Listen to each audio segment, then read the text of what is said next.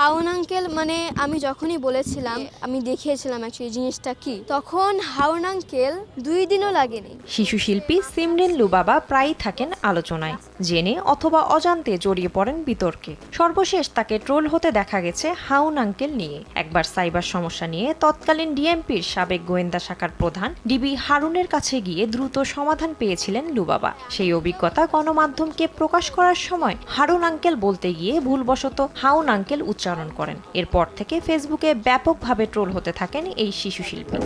এই স্টেশন থেকে আমাকে চলে যেতেই হবে। পরে ছাত্র জনতার আন্দোলনে নেতিবাচক ভূমিকার কারণে তুমুল সমালোচিত হন ডিবি হারুন। পুরনো ভিডিও সামনে এনে আবারও ট্রলের শিকার হন তিনি। এমনকি দেয়ালে দেয়ালে পুলিশের সেই কর্মকর্তা হারুনকে কটাক্ষ করতে হাউন আঙ্কেল নিয়ে লেখা হয় নানা মুখরোচক স্লোগান। তবে গতকাল বৃহস্পতিবার ফেসবুকে দেওয়া এক পোস্টে এসব ভুলে দেশের চলমান বন্যা পরিস্থিতি মোকাবেলায় সবাইকে এগিয়ে আসার আহ্বান জানিয়েছেন সিমরিন লুবাবা।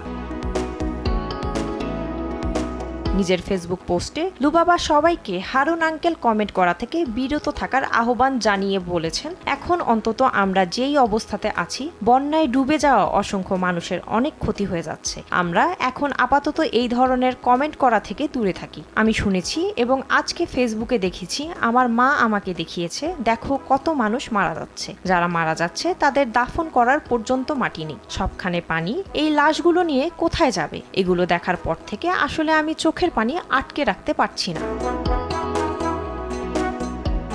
এই শিশু শিল্পী আরও লিখেছেন, ছোট ছোট বাচ্চা আমার মতো বয়সী, এরা আজকে কতটা অসহায়। আসুন আমাদের মতো যত বাচ্চারা আছেন তাদের কথা, বৃদ্ধ মানুষ তাদের কথা, পশু পাখি এবং সব মানুষের কথাই আমরা চিন্তা করি। আগে আমরা বাচ্চা এবং বৃদ্ধ মানুষকে বাঁচানোর জন্য বেশি চেষ্টা করব, কারণ তারা তো পানিতে ডুবে যাবে, কিন্তু বড়রা তো যেভাবেই হোক পার হয়ে যেতে পারবে। আসুন আমরা সবাই মিলে বন্যায় ডুবে যাওয়া মানুষের পাশে দাঁড়াই। আমরা সবাই দোয়া করি আল্লাহর কাছে।